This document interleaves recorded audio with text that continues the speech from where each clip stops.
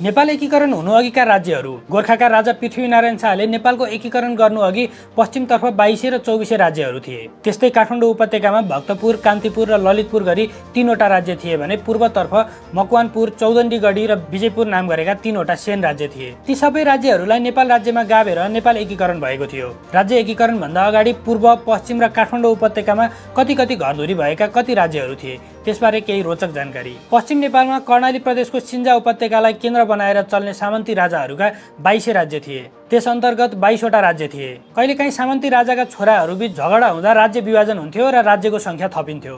कहिलेकाहीँ कुनै राज्यका राजाहरू निसन्तान हुन्थे र उनीहरूको राज्य अर्को राज्यमा गाभिएर बिलाउँथ्यो। यसरी राज्यको संख्या घटबड हुन्थ्यो। कर्णाली प्रदेशको सिन्जालाई राजधानी बनाएर पहिला एउटै राज्य थियो। यहाँ खस मल्ल राजाहरूले 300 वर्ष राज्य गरे। 300 वर्षपछि क्रमशः यो राज्य कमजोर बन्यो र सिन्जाली राजाहरूले विभिन्न भूगोलमा खटिएका सामन्तहरू आफै ससाना राज्य खडा गरेर आफै राजा हुन पुगे। सिन्जा राज्य कमजोर भएपछि उनीहरूले आफै राजा भएको घोषणा गर्न थालेका थिए। राप्ती नदीको पश्चिम र महाकाली नदीको पूर्वका 22वटा राज्यहरूलाई त्यसबेला 22 राज्य भनिन्थ्यो। यी 22वटा राज्यहरू टुक्रिएर र विलय भएर संख्या घटबड भइरहन्थे।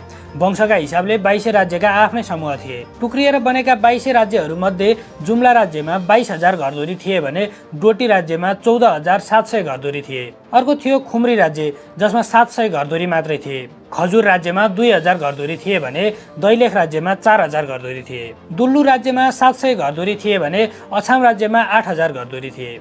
यस्तै सल्यान राज्यमा 700 घरधुरी थिए भने मालनेटा राज्यमा 12,000 घरधुरी थिए। फलावान राज्यमा 7,000 घरधुरी थिए भने बजाङमा 6,000 घरधुरी थिए। फलरा राज्यमा 2,000 घरधुरी थिए भने बाजुरामा 500 घरधुरी थिए। भित्री मधेसतर्फ दाङमा 4,000 घरधुरी थिए भने हिमाली क्षेत्रको सिमीकोट राज्यमा 4,000 घरधुरी थिए। जाजरकोटमा 13,000 घरधुरी थिए भने जहारी राज्यमा 6,000 घरधुरी थिए। त्यस्तै रुकुम राज्यमा 8,000 घरधुरी थिए भने पल्लो मुसिकोट राज्यमा 4,000 घरधुरी थिए। अर्को बाफी नाम गरेको सानो राज्य बनेको थियो, जसमा 200 मात्रै घरधुरी थिए। अर्को थुलीकोट नाम गरेको राज्यमा 4,000 घरधुरी थिए। राप्ती नदीबाट पूर्व गण्डकी प्रदेशसम्म फैलिएको सामन्तहरूमा ससाना राज्यहरू 24 राज्यमा पर्दथे। त्यसअघि कर्णालीको सिन्जा ठूलो सभ्यता र शक्तिशाली राज्यको केन्द्र भएकाले त्यसको विभाजन हुनु अघि यी राज्यहरू पनि सिन्जा राज्य अन्तर्गत नै पर्दथे। त्यहाँका सामन्तहरूले नेपालको इतिहासको उत्तर मध्यकालमा केन्द्र कमजोर भएको मौका छोपी आफै स्वतन्त्र भएको घोषणा गरेका थिए। यसरी राप्ती पूर्व गण्डकी प्रदेशमा 24 राज्यहरू स्थापना भएका थिए, जसमा 14,000 घरधुरी भएको पर्वत एउटा राज्य थियो।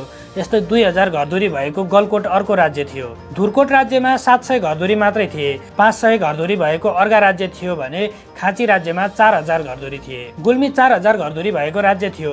पाल्पा भन्ने ठूलो राज्य थियो, जसमा 16,000 घरधुरी थिए। 4,000 घरधुरी भएको इस्मा भन्ने राज्य थियो भने मुसिकोट राज्यमा 3,000 घरधुरी थिए। रिसिङ राज्यमा 600 घरधुरी थिए भने अहिले चितवनमा पर्ने रामपुरमा 2,000 घरधुरी थिए। उता प्युठान राज्य निकै ठूलो थियो, जसमा 16,000 घरधुरी थिए। तनहुमा 8,000 घरधुरी थिए भने बुटोल राज्यमा 2,000 घरधुरी थिए। ढोर नाम गरेको राज्यमा 2,000 घरधुरी थिए। भिरकोट राज्यमा 6,000 घरधुरी थिए र पल्लो नुवाकोट राज्यमा पनि 6,000 घरधुरी नै थिए। लमजुङमा 8,000 घरधुरी थिए। पृथ्वीनारायण शाह आफै राजा रहेको गोर्खामा 12,000 घरधुरी थिए। मुस्ताङ राज्यमा 700 र बलियाङ राज्यमा 4,000 घरधुरी थिए। यस्तै पैयुँ राज्यमा 4,000 घरधुरी थिए। पृथ्वीनारायण शाहले राज्य एकीकरण गरेको समयमा 24 राज्यमा 26वटा राज्य भएको नाम फेला परेको छ।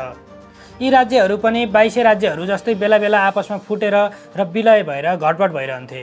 सामन्ती राज्यहरूमा कहिलेकाहीँ राजाले आफ्नो सन्तानहरूलाई भाग लगाउन राज्यको संख्या थप्दा राज्यको संख्या बढ्थ्यो भने कहिलेकाहीँ कुनै राजा निसन्तान भएर विलय हुन्थ्यो र राज्यको संख्या घट्थ्यो। पश्चिम 22 र 24 भए जस्तै एकीकरण अगाडि काठमाडौँ उपत्यकामा 3वटा भिन्नै राज्य थिए। यहाँ पनि कहिले साँखु, चाँगु र बनेपा अलग अलग राज्य बनेका थिए।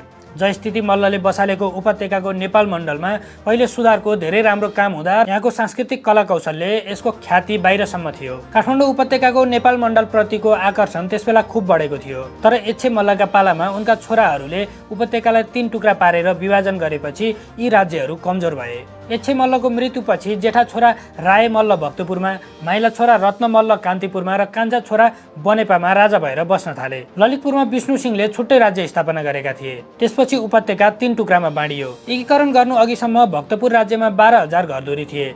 ललितपुर राज्यमा 24,000 घरधुरी थिए भने कान्तिपुर राज्यमा 18,000 घरधुरी थिए। यस्तै पूर्वमा सेन राजाहरूले शासन चलाएका थिए, जसमध्ये मकवानपुर राज्य नेपालमा समाहित हुनु अघि त्यहाँ 12,000 घरधुरी भएको ठूलो राज्य थियो। मकवानपुरका अन्तिम राजा दीनबन्धु सेन पृथ्वीनारायण शाहका जेठान थिए। पूर्वको अर्को राज्य थियो चौदण्डी। यसका राजा हरिहर इन्द्रसेन थिए। यसमा 13,000 घरधुरी थिए। यसको राजधानी चौदण्डीगढीको झाँगाझोलीमा थियो। यो राज्य नेपालमा मिल्दा कर्णसेन राजा थिए। पूर्वमा अर्को विजयपुर नाम गरेको विशाल राज्य थियो। यसमा 12,000 घरधुरी थिए। यसको राजा लोहाङसेन थिए। त्यसबेला पूर्वी नेपालको सभ्यतालाई कौशिकी सभ्यता भनिन्थ्यो। मेची नदी पूर्व टिस्टासम्म भने त्यसबेला केन्द्रको सिधै शासन चलेको थियो। पृथ्वीनारायण शाहको नेतृत्वमा यी सबै राज्यहरूलाई एकीकरण गरेर विशाल नेपाल बनेको थियो।